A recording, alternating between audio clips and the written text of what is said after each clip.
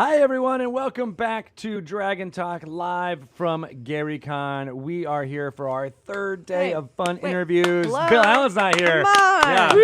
We got See, I'm already used to the applause. I am Greg Tito. I'm joined, of course, by Shelly By the Mazzanova. applause-hungry Shelley. Bring it. Why do we gotta get the flashing lights of applause? We are here with Stefan Pokorny. How are you? I'm severely, hungover.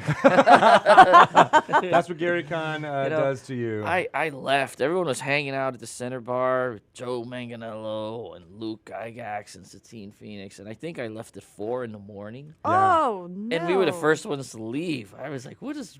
I don't know if And they because slept it was at all. daylight savings was time, it was actually really 5 in the 5 morning in the that morning. happened. All right, okay, it was 3, but became 4. Oh, Yeah. okay. So then let's not math is one of my exaggerate. strong That is suits. Let's Not not fair. exaggerate. You've basically been up the whole night, is basically what you're trying to tell me. And you still came to talk Not to me. us. I got a couple hours sleep. I don't know about them. But it looks out there giving another interview like right now. Nice. Good. And thank you for braving the early morning, even though it is. I apologize if my voice is a little hoarse. I lost my voice. No problem.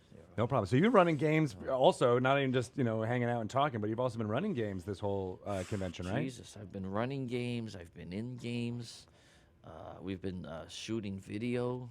There's a film crew here following me around for some other, craziness. That we're- Dwarvenaut too.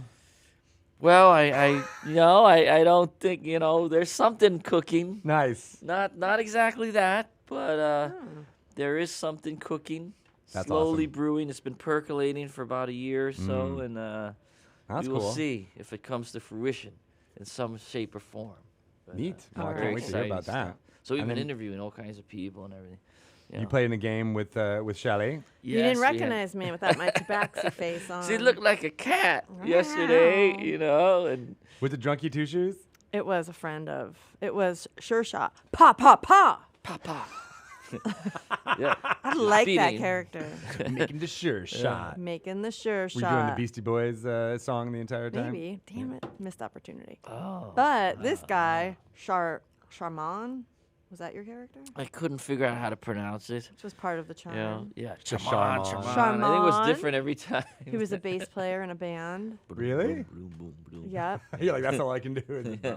And at one point, what was your character? You were a I was a samurai. samurai. And I was he- a halfling samurai. halfling samurai who, thanks to I'm still not sure what, he had this one turn where he dealt 80 points of damage. 80 hit points. It was crazy. And he just kept going. Oh, now you have a bonus action. You can attack twice more. I'm and you- not familiar with But you 5th still edition. can attack twice more. Okay. I'm a 1st edition person, and first you attack once, and that's it. And move on next. Yeah. But they kept telling me, oh, you can have a surge, you can do this, and oh, you're doubled, you and I've- charged. And and I was like, I just kept attacking. All in the same round. No, You're like, I just got hitting. this. Everyone loves to roll dice. I've Lots of never bonus. dealt that many hit points in my entire 4 decades of gaming. It was kind of exhilarating. Yeah. It is exhilarating. Good thing Kyle Voigt is good at D&D and math, because that was a lot. He was sitting next He to was me. sitting next Yeah. to you. He told me to keep rolling, and he kept adding numbers, and then I think he messed up a little. I think later he was like, "Oh, you shouldn't be getting +6. It's only +3." So it was probably That more changes like the a probability 60 curve. hit points Meh. than 80, But Still. He still would have went down a We It bit. all made let for a it- good show. we all Satine didn't say anything. She was like, she's real good with riding with the going with the flow and whatnot. Yeah, right. When you're doing it for a camera, I think that's a big part of it. You want to No just one keep wants everyone to the just story sit, going. study their sheets for like 20 minutes to figure out math. Right. These math. I'm not good at math either, too. So that's why it's nice to have someone at the table who can add things It's quicker role and playing. faster. It's a role playing. Role game, playing, yeah, exactly. Yeah. So you said you're a first edition guy. When did you start playing? What was your first kind of experience playing Dungeons and Dragons? Gosh, I think I was like 9 or 10. I was at summer camp. Oh, really? Yeah, and one of the counselors, the archery counselor, Of was course. brought around this The new ranger. wild game, Dungeons and Dragons, and we were fascinated, of course. And after I made that first character, I was hooked for life. What was your first character? I think I made a wizard. called Ganthor. Ganthor. I like you're saying I think. You're like, I think it was. I don't know. I but no, remember it's I had a Ganthor, wizard named and he had- Ganthor. I don't know if he was the first one. We did a lot of dying. There were a Oh, yeah, lot of 'cause that- characters. It was first That was the edition one that after all. I remember because I think he was the only one that summer that made it to second level. Nah, that Every wasn't a single other cheat. one Wow. died. Yeah, so he was a real killer DM. You got 2 D4 hit points. Yeah, he was from the school of we're gonna play, and it's kind of like you're all gonna die by the end of this session, you know. And then you'll do better the next time. And And then you'll you'll- make new characters, you'll and get we'll really try good something at else, creating you know, characters. which was kind of fun. And I thought that gave you appreciation for like, you know, death is part of this, and don't worry about it, and that's the way this game is. And I thought it was exciting because you're just so excited to like just somehow try to survive. And if you did, you're so excited. How many experience points did I get? Oh my God, 650 experience points. I'm getting closer to second level. You know, those are Incremental. special days, those early days. It's Yeah. true, and especially as a kid when you're 9. I mean, that's you know Yeah. that's your Yeah. whole life. There is how you get to the next level. Yeah, nuts. And then what did you do after summer camp? Did you try to find people to play D&D with? I came back to New York. I grew up in Manhattan, and I found it the Complete Strategist. It's On still 34th, there. The one on Oh. 34th. The Or one I went, 33rd? yes, Yeah. right there near Yeah. the Empire State Building, Yeah. right in the shadow of the Great Tower. The Great Wizard Tower. That The sounds Great like the Wizard beginning Tower, of an adventure. The Empire State Yes. Wizards Building. It was right I would like there. the Chrysler Building more, but you know. You know, Danny, the fast talking owner. There, hey, what are you doing? You know, what a character, Danny. You know, it was the first guy to put some of my Dwarven Forge terrain. When I first started, he put some in this little glass case. You know, Oh, and he no started way, that selling was them out of his way back in like '96. Right. That glass case that was on the like as you walked in on the right. Yeah, Yeah, it was a glass right, case. We had and- all these Aw. miniatures, and I I convinced them love to put that. my You're this terrain in there. 9-year-old kid that came into a store looking Well, I for wasn't D&D. 9 at that point. No, That was no, but when you 1996. went after camp, Yeah. you were.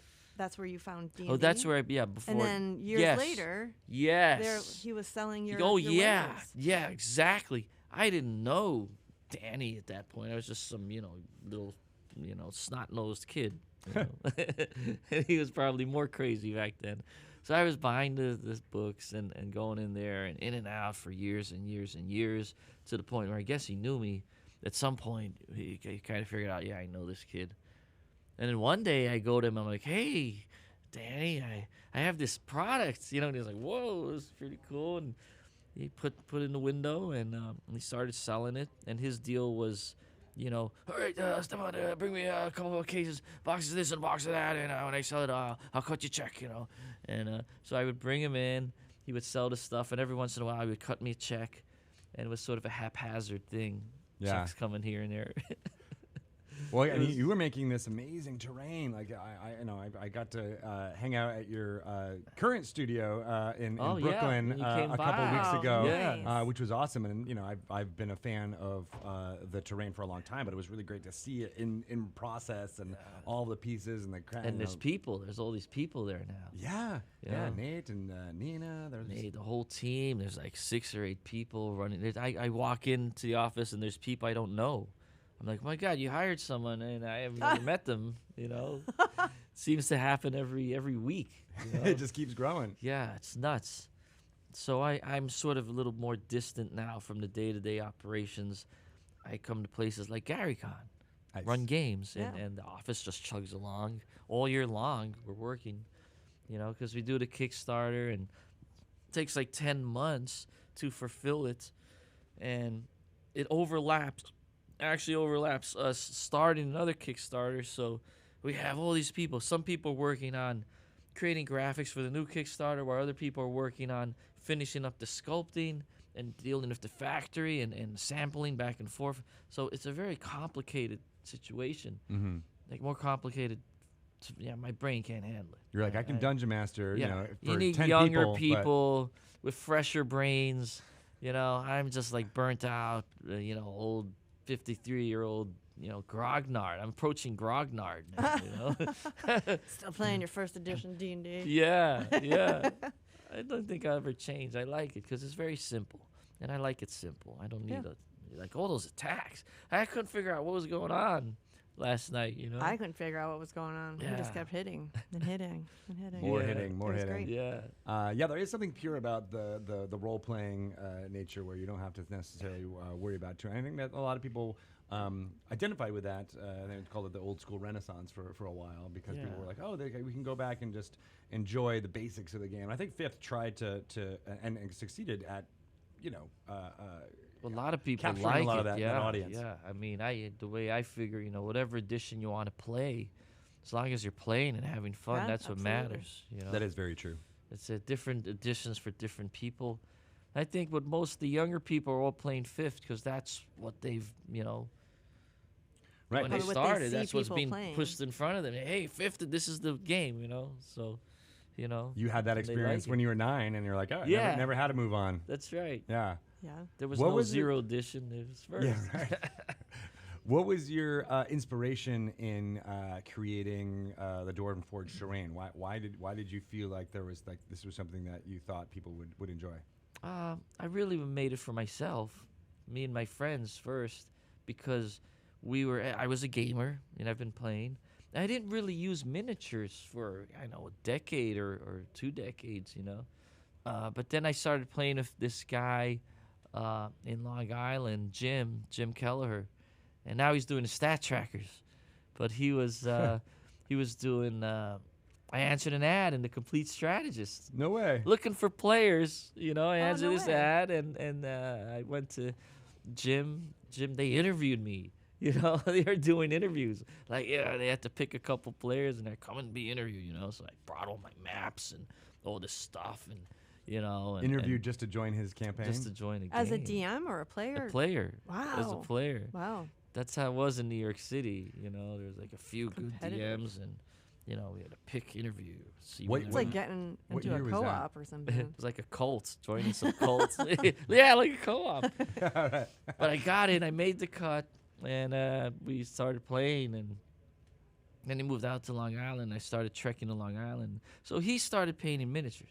Mm-hmm. So that's how I got it. I was like, oh man, he's painting. I got to start painting Right, miniatures. because you were an artist before that, right? Yeah. And so as a painter, a sculptor, I was like, well, look at these beautiful sculptures by Sandra Garrity or Tom Meyer, or some of these things from England, Grenadier miniatures Yeah. and Rapham and all these. And so we're painting them up, and then we're putting them on, graph paper. Mm. And I was like, this sucks. We have all these beautiful miniatures, and then we're taking a magic marker and drawing a squiggly box. And I was like, that's not, we need an environment for this. So I started making things out of cardboard. And then back then we had like advanced technology. We had photocopy machines. Whoa. So I would draw some stone textures, photocopy them a whole bunch of times, cut them out and paste them on cardboard. Ah. So you'd have a stone-looking cardboard passageways, but they were very flimsy. And I was like, I gotta up my game. What can I do? And so I went to the resin. Said, let's just actually sculpt something. Let's get serious. And I sculpted the pieces. We got a 10-foot booth at Gen Con and brought in 300 boxes, like the room and passage set. And I think back then it was like $59 for room and passage set.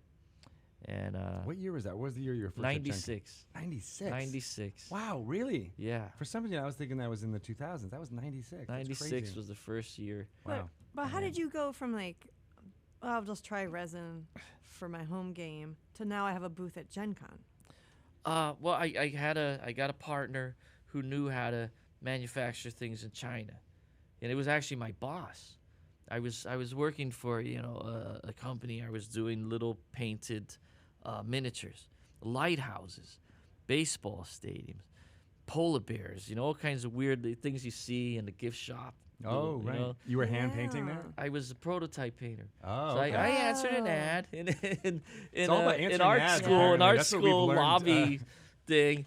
Okay, you're looking for painters to paint miniatures. And I was like, Oh my I paint God. orcs, and I can paint miniatures. Really? And Is now this, I get paid for them. So I went to an interview. And I'm sure like I a brought all polar my bear is orcs and easier than an miniatures, and orc. they were blown away. They were like, we've never had somebody come for an interview that actually brought Stuff that they three-dimensional things they've painted. It's usually 2-dimensional artwork. I was like, no, I play Dungeons and Dragons. So I know. I got the job, and after I was a struggling artist, and I was doing waiting tables. I was painting miniatures, and I was like, so they hired me, and I was going freelance. And after a while, learning about it, I finally went to my boss and said, listen, we should partner up. I have this idea to make these miniatures, these models for Dungeons and Dragons. He's like, I don't know anything about these. I said, don't worry, I know everything about that. All you got to do is give me the connections to China, teach me about business. You know business, I know art. So we formed a partnership. We got our 10-foot booth. I sold a painting for $10,000. Oh. And with that money, he put in 10, I put in 10, and that's how I made the first prototypes. Wow. And, so it started from scratch, and there it was born. We got the booth, and 300 boxes sold out in 4 hours. And we had like 3 days left, Yeah, what do you do in your booth? We just started. We did this really advanced thing. We got people's emails.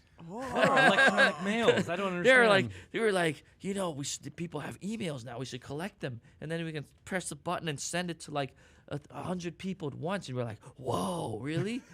We'd have to and they get it send it instantly. in the mail to each individual person. There's this computer, and we can send emails. The emails are inside the computer. Yeah, it was like, wow, this is so advanced. Yeah. And in '96, That was pretty savvy, though, to that was think big. about. Yeah, Direct marketing. It was new for back email. then. Yeah. We're still trying to crack that. I know. concept. So wait, tell us how you do how you How can does it send an work? email to 100 people at Yeah, once. I was Wait, like, is it only 100 wow, people? mind blown. That's awesome. I didn't realize that was. And what was the painting that you sold? Was it a fantasy painting by any chance? No, I was a very classical painter. This was like an interior of a room in the sunset with the light coming in and hitting this chair and table and some roses and cloth. I'm a classically trained at a school of like Caravaggio, Velasquez kind of thing. But Great masters. I kind of put that aside to grow Dwarven Forge. I was a budding artist at that point. I was teaching in some colleges, and I was, selling some work in an artist-run gallery. And but I'm a slow painter. I'm only doing like 15 paintings a year, and even though I'm selling them, I'm only making like $20,000, $30,000 a year.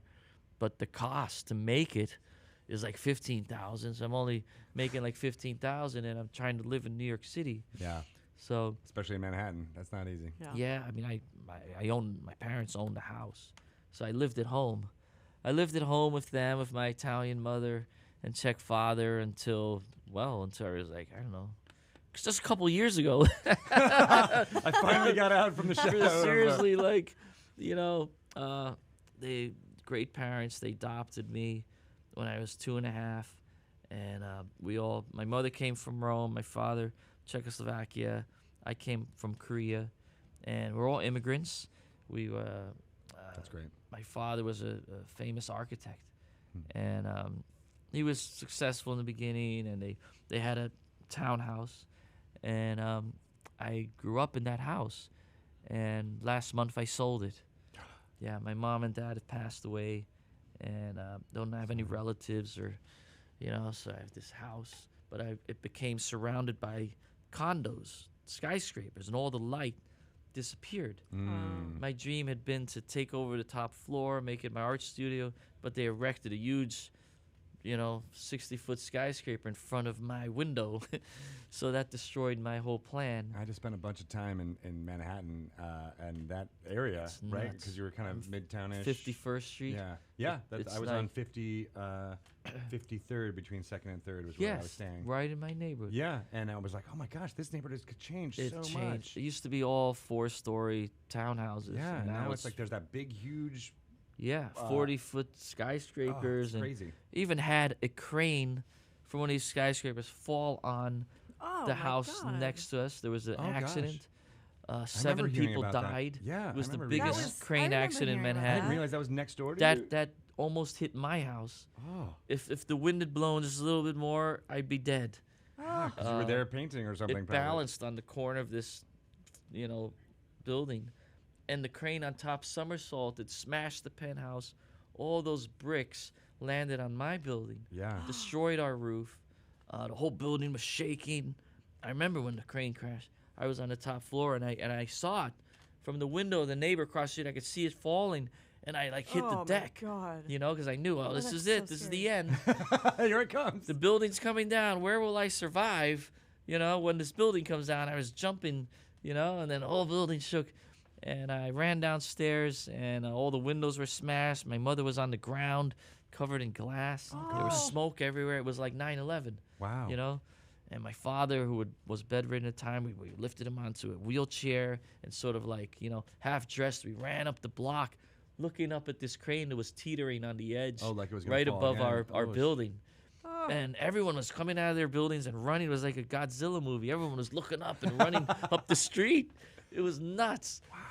I can't and, believe that was you. Like, I remember hearing about this. Yeah, I it was a on big the deal. It was news. like a big I was- construction. Oh, it that's was so one of the interviewed largest by construction so many accidents TV in channels. the U.S. for a long time. Yeah, that's Yeah. insane. I didn't realize that was so. All of these factors led to you being like, all right, I think this Wow. building. That it's was time like to it's leave. time to leave New York. And then the constant sound of construction. There's a lot. It was Yeah. like, and I'm not a morning person. Mm-hmm. And also I work at home. Like most people, they leave, they go to an office.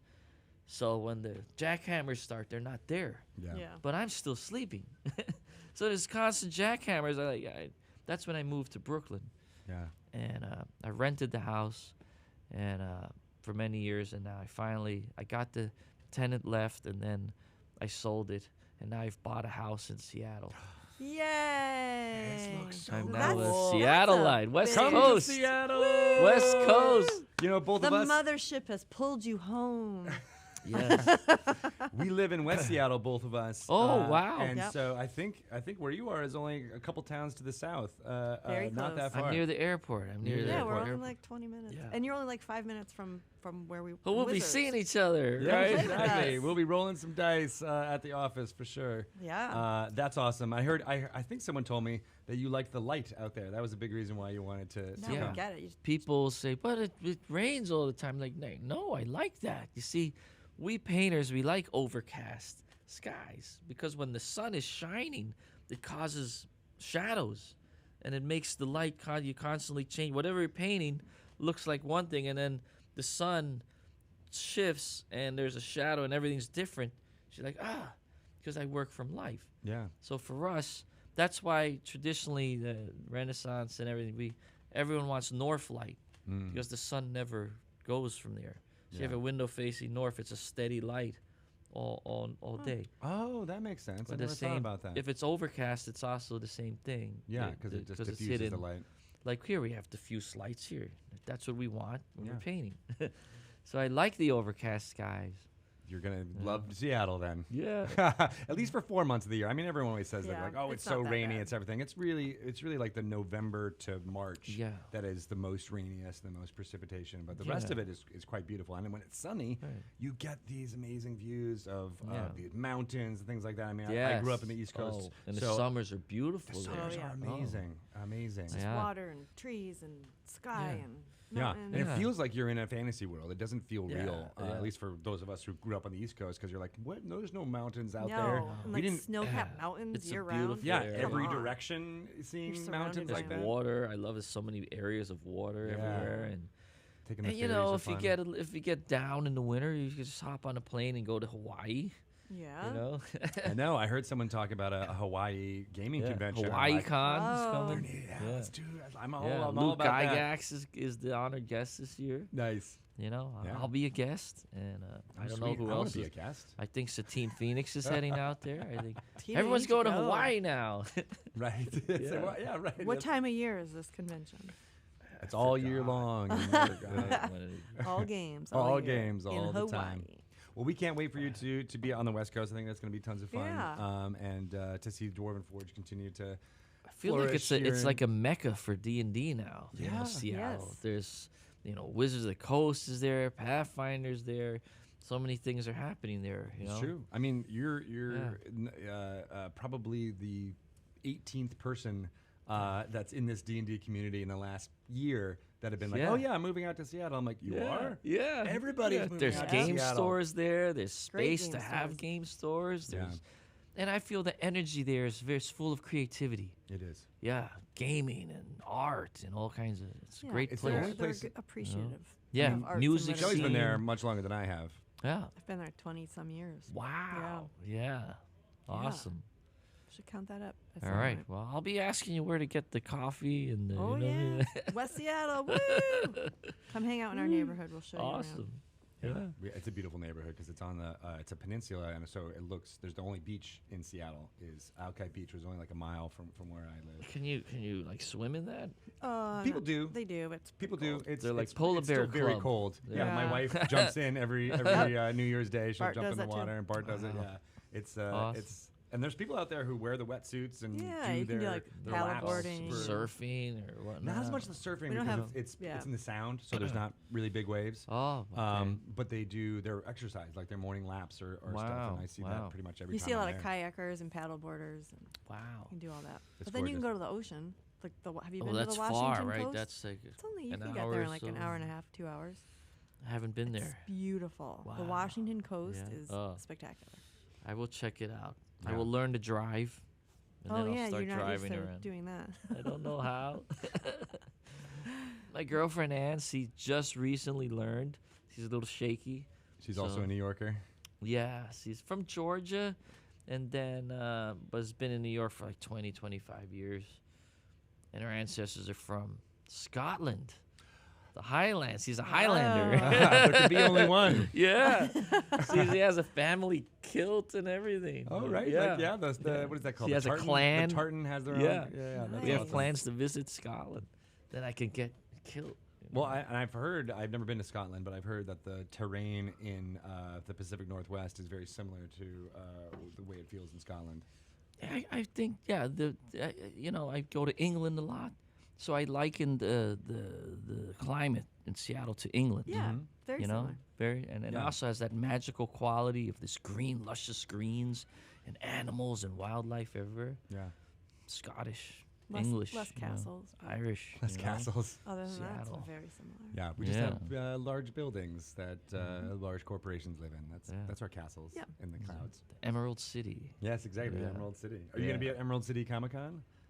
By I any don't know chance? about this. When Well, is yeah, that? Well, you have like yeah. a few days to get there. Yeah, Oh, I think gosh. it's 2 Next- weekends, next right? week. From now, 2 is it next weekends. weekend? I think it's next week. It's next weekend. Oh, I might be in town. Oh, Because well, right after the tomorrow, I'm flying to Seattle. and that's going to be your permanent And that's residence it? from I'm then going to on? take hold You're of the there? house. Wow, I'm going to get the keys to the house. that's exciting. Yeah. Well, then you could go. Yeah. Well, I think I'm only going to be there for a week. No. So I might just miss it. We'll see what happens. Tons of fun. But next year. yeah, next year you can get all Yeah. in, do some Yeah. Dwarven Well, Forge from there for sure. Yeah, I wonder what parts of Seattle might inspire some Dwarven Forge terrain I mean, settings. I like. Wow. I don't know. Well, we are doing wilderness. You know, this next Kickstarter is the Wildlands of Mithras. You know, and Perfect for that. there will be a lot of inspiration. So yeah, so I- you said you were stepping away from the day-to-day kind of operations, but are you still like But, you you know know, the inspiration behind some of these things? Well, I go in at the beginning of the year and we brainstorm what should we do. Mm-hmm. So I've got a little bit of pull there. You know, I'm like, well, I think we should do this. I think we should do that. But it's not a dictatorship. You know, it's more of a democracy now. There's all these other creative people involved, and we have meetings, and we discuss. We throw around ideas, and then we take votes on well, what do you think we should do. And so sometimes they want to do something I don't want to do. You know, and I'm Right. like, all right, but throw me a bone. You know, let me get at least like last year in the Cavern Kickstarter. You know, I was adamant about, listen, I want to do wilderness. I want to have some trees. I want, you know, and so my voice was really like, I know it's caverns, but I want to have wilderness. So at the very end, we put in trees and little forest, and people liked it a lot. We sold a lot of those. So we're like, you know what? All right, next year we'll do all wilderness. trees, all you know? wilderness. So I had a small victory there. Nice.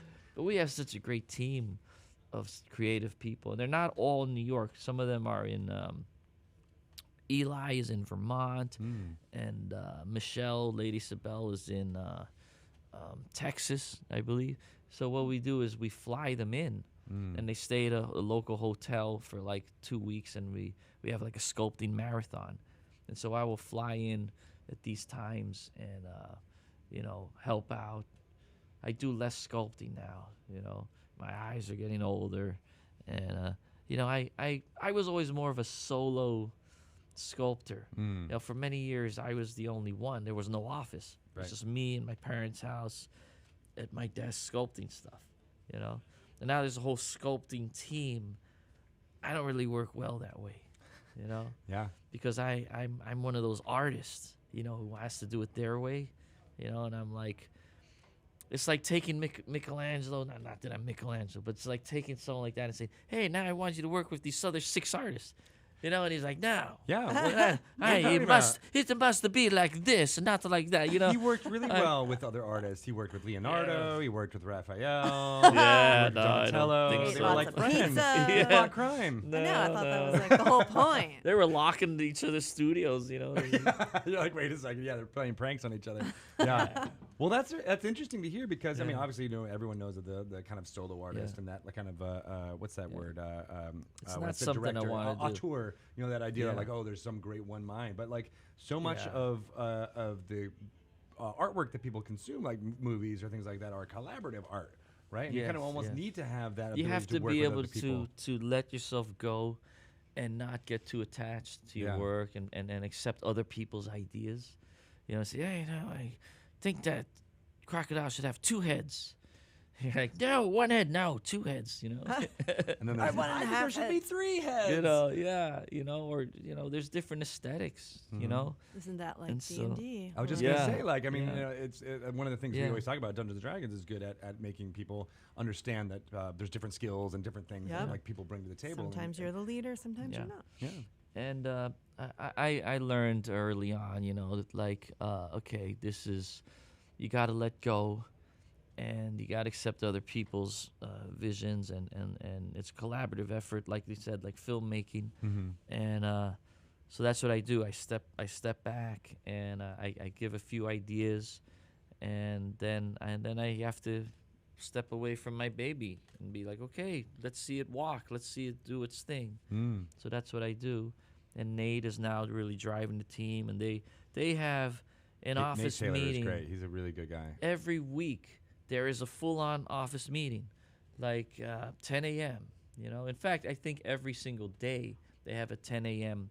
sort of powwow, and I'm still asleep at 10 a.m. There's no way I'm coming to the office. I'm 53 and I'm not an early morning person, so I'm missing the meetings. So they're doing their thing, and my role has now become more of like a traveling magician.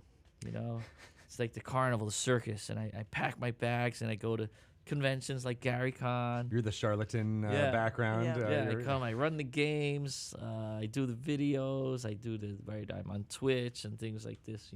That's become my role as an ambassador for the game. Well, that's really. a good way to think about it. And I enjoy it. I really like running games. So I'm going back to my roots, and have younger, very talented people sculpting. And we have, I see what they do like every day. We have with technology on the phone. We post pictures, and so everyone that's everywhere can see what's going on and give our input, criticize each other. So from afar, I'm like, no, too spiky, or this needs to be more curved, or I like the way you did this color, so I can annoy them from afar, But, I think they're very happy. I'm not you're there moving all the the way time. to Seattle. I mean, there's got to be We're a now on way the for 2 you separate to coasts. still be in touch with them. So I've become the traveling minstrel, and I like that. they're there. Well, I you'll don't really never want to make be in those an 10 office. o'clock meetings, Yeah. even because they're going to be even earlier on the Pacific time. Yeah. It's really 7 in the morning. Right. Yeah, You're and not they getting it. work. Time so zones are hard. I was literally thinking like, Nah. oh, that's like 1 p.m. our time. I'm like, Other oh, wait, way. no, whoop, wrong way. Yep. Yeah. Plus, the technology and computers has become such a big role. When we run a Kickstarter, we have so many people working on graphics. Yeah. They want to make everything look beautiful, and they have this chart, that chart. I don't know if you've seen any of these Kickstarters. It's They're mind-blowing. amazing. all the videos, all the work, it's all computers. And I can't really use a computer that well. So it's like I'm part of the older generation. You That's know? why you hire the kids. The Kids young these days. millennials are doing this like fast and quick, you know. And I'm like the old dinosaur now. How do these computers Oh, work? that's cool. Well, wow, how did you do that? You know. Yeah, You right. can always just lean on the whole, but You I'm an know? artist. You know, like I'm an I artist. work with my hands. What? Yeah. I actually make things with my hands, but they're all with the keyboard. You know. So, Exactly. Yeah. that's how Well, it you've is. been here for 3 days. How many games are you? Any fun stories of what's been happening here at Well, GaryCon? I did the Folks you've had been able big to game meet. gauntlet the first day. We had 16 players, and You were the 4 GM for that? survived. Yeah. Nice. Yeah, it came in waves. I ran a 6-hour game, and we started with 8. Then there was another 4 at a certain point. Then another 4. After some of them die. Yeah. The waves. And then come I in. think it actually a couple more came in at the very end, and they played monsters. Oh, Yeah, fun. I had the later half of the group. I had them be monsters in the dungeon Fighting against the players or Fighting against the players. Oh, nice. Yeah, and it was just really to get more funny. people involved. I had these 4 guys playing monsters. One was a 2-headed troll, a 2-headed lizard man, and there was a troll, and then there were a couple lizard man sergeants or whatnot, and they were high level, 6th, 7th level monsters. Oh, you know, wow. Against Big really threats. 2nd level characters, 1st, 2nd levels. So they wiped out half the party. and it was really, it became very. It's cool when you have suddenly there's 2 groups in the room and they're fighting against each other. It suddenly fun. gets real, you Yeah. know. One, especially I It was assume you had the tense. terrain all worked out too. So they It was had that. tense. They had spent hours butchering all these monsters, and then the tables got turned on them. It was like behind this door, there's a troll and a 2-headed mutant with a poisonous blowgun, you know, and you're in trouble now. You shouldn't open that door. Oh, that's tons of fun. No, that was fun. So, what's your favorite terrain to play on? Terrain. Which one of your Creation. Mass Oh, sets. gosh. I like caverns. Yeah. I like caverns. And then I just like basic dungeons. Yeah. Old school dungeons.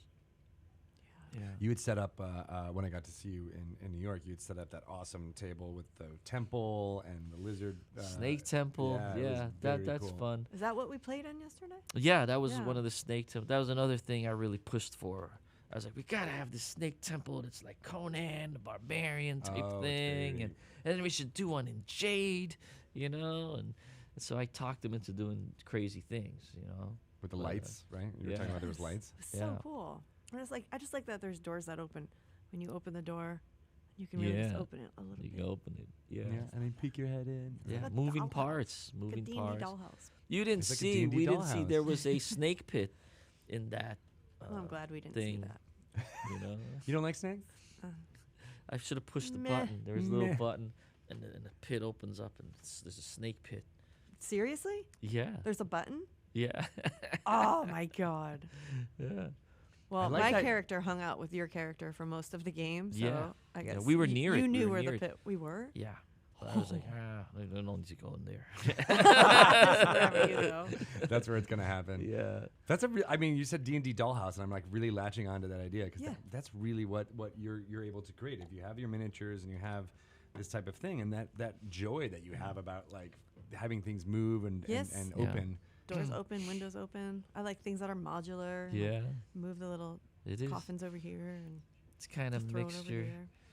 like dollhouse and or model trains. Yeah. You know, Model I love trains, model that yeah. kind trains of too. thing. And I get a lot of letters and messages from customers who say, "I'm so happy that I can play with my children.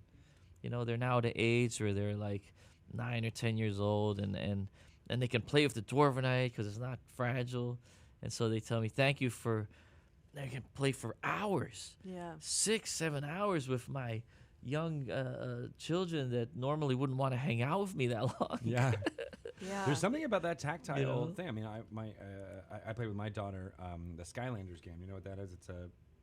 you have a figure down on a digital board, and then that digital board goes into the video game, and you can play as that character in the video game. Oh, wow. Okay. But when they were really Technology. young, like a year and a half old, the being able to touch something and play with that while also having a game associated was I think super that's huge. nice to be Yeah. able to build and touch and, and not everything be a screen. Yeah. So my customers like that storytelling, sitting around the table. We're not all like on the internet all the time. It's like now we can, Have real joke conversations. and eat potato chips and it's storytelling like going back to cavemen in the cave. That kind of thing. Yeah, I use that all the time It's a too. Like how Primordial. us Yeah. getting connection, around you know. a circular, around in a Yeah. circle, telling stories together. You're right. It's Magical from the things caveman. happen. It's true. Yeah. That's where myths are born. Yeah. That's really neat. That's what And I think you're right. That's what I call my world, Mithras. Mithras. Yeah. Yeah. It's the myths. So, I mean, obviously you've embraced streaming, at least about like, how people can Yeah, I play. mean, on, like, I'm not against all technology. I have this freaking computer right here. It's latched to me. We're becoming kind of like cyborgs. We can't escape it. But I think use it, don't abuse it. Don't let it use you. You must use the technology. Cannot be.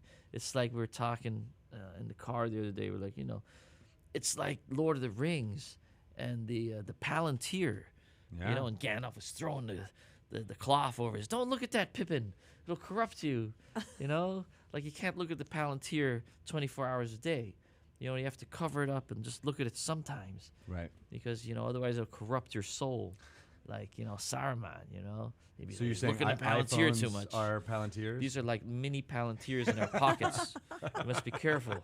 We all have a It little gives us version great, of our enormous Palantir. power. We can communicate with people all over the world, like Right. instant, just like And the Palantir. sometimes you'll speak to the dark forces. But they can look back at you. Yes. It whispers to you. So you got to be careful. It's a really good analogy. Yeah. Yeah. Tolkien knew what was coming. Yeah. He's warned us about it. Prescient. Yeah. Oh. Yeah. Yeah. So we have to throw another different magic item into the fire, and then we'll be okay, right? Yeah. What is that magic item? What's the analogy there? The Ring I- of Power is Oh, yeah. nuclear weapons. Gosh. No. What you're saying? What D&D. is the ring? What is if the in ring your that we have analogy, to the destroy? Palantir is the communication device. What's the We what's don't the thing know. that the evil forces want I control believe. over? I believe it's AI. You do. Yeah. I believe that could be the undoing of all of us. And, Yes. I mean, Terminator 2 showed us Yeah. anything. We give the machines intelligence, and then that'll be it. They'll do away with us. It's not just the film. I mean, it's happening. It's already kind of happening a little bit. Alexa, end stream. We gotta, we gotta be careful. I'm a real believer in aliens and things like that. I'm not a religious person. I'm into. I believe in there's life out there somewhere. Really? Then you start wondering, like, well, how come we don't find them? They don't How want to can we find ever us. communicate? Well, there are different theories. One of the theories is that, maybe life gets to a certain point of technology and then it destroys itself. Maybe we're at that point now, at this moment, where we're just about to get to that intelligent AI, and then, well, either we'll blow ourselves up with nuclear whatever, or the AI will just destroy us, and that'll be it. Well, You know. or whatever rises from the ashes will be a fantasy world that we can all play as rangers and bards and barbarians Who within. knows? Yeah. Right? I mean, that's what a lot Yeah, of like science a fiction and fantasy. a Numenera type Yeah. scenario, Or even Metamorphosis as Alpha, or any Yeah. of those ones that are like blending of like, hey, these are actually Yeah. even Greyhawk to a certain extent. You could think is like, oh, that's a future Earth, Yeah. that has regressed back to kind of medieval type stuff. That's really These it's are really all fascinating. optimistic scenarios. So we only got like, time for yeah. one more question, but Oh, if wow. you were going to be in that situation, what kind of a character class would you be? Oh wow, I just like simple things. I would be like a ranger, or just a plain old fighter. I always associate with half orcs. I like half orcs. Always felt like a kind of half orc growing up, being half Asian, half American. You're sort of like in two worlds. Yeah. So I Yeah, associated see with that. Those half breeds, you know. So, That's pretty fascinating. Maybe it'll be like, what was the name of your ranger? Short shot? Sure shot. yeah. Welcome to Sure Shot. Sure shot. Pa pa pa. The two of you will be hanging out, I think, in the post-apocalypse. Yeah, Yeah. let's do it. What's not happening yet? Yeah, I think we got Well, about I mean, that's another why I'm glad you're on that West Coast. 100 though. years or Get so. your faces painted you know. now. Yeah. Get your face painted now. Get your, You get don't your know look, when you're gonna find another face painter. Get your look together for the apocalypse, everyone. Just We start gotta- thinking about it at least. We got to store water and dry goods and things. You know, I used to think the preppers were all nuts, but now I'm actually thinking There's they're onto something. You know. In Seattle, there's definitely a movement there for Yeah. You for know, when I the was big talking to, I think- one's gonna happen. I don't know who, maybe my neighbors, about like people with like the bunkers and like they're gonna survive everything. Like, do you actually want to? Do you survive want? a Yes. Do you nuclear really war? want to live in that world? Why do you want to survive that? If you're gonna come out of your bunker to what? Right? Yeah. No, thank you. Yeah, I guess that's a good point. Just take me out. Wow. Take me out tonight. How did we go here? What? It's become We went to such a some dark dark, places here at the such end a of this dark interview. like interview here. Well, where can people find out more about Dwarven Forge if they're interested in that, and you personally? Dwarvenforge.com. That's Easy. it. All the information is there. Where can people find? Where are you on the social medias? Where are you there? Oh, God, I don't know. I think it's Stefan Dwarven, something like that. I I just tagged you in it. Well, let's look at the Palantir. All right. God, where is it? I don't know. We got Is it whispering to Instagram. It's whispering to you now. Instagram is Awesome. what is it called? Stefan Pokorny Zaltar. Oh. Zaltar, That's like the, the bad D&D guy character. from the. Yeah, oh, I was the thinking of D&D the character. from Big. And then at Stefan Dwarven is the Twitter. Excellent. All right. Everyone, pay attention. I can't wait to see you in Seattle when you arrive. know. Look us up for Come sure. visit us. West Coast, baby. Come to the West Wizards Coast. of the Coast. Visits of the coast. All Meet right. the Dwarven Forge, the Dwarvenaut. Yeah. Can't wait. We're going to make it happen. Well, thank you, everyone who has been watching all of our live interviews here at GaryCon. It has been tons of fun, and hopefully we get a chance to do more of this type of stuff live at conventions going forward. Big thank you to Bill Allen and his crew. Yay! Yeah. Thank you. Good It's stuff. been nonstop with those guys. The Thank- Emmy yeah. Award winning. Emmy Award winning. And thank you, Shelley, for Thank you, waking up to be here Greg. at 9 a.m. For all these fun things. You mean And 8 thank you a.m.. to Stefan for being closing it out here. Yeah. I'm hurting. I know you're not. I know you're not a Now morning I have person. to run a 6-hour game. Thank you. I Thank thank you you. I for know you're not a coming morning here person, first. so I appreciate it a lot. Thank you. Woohoo! All right. Cheers. Cheers. Good night, or good afternoon, everybody. We'll see you yeah. back on Dragon Talk soon. Bye. Bye.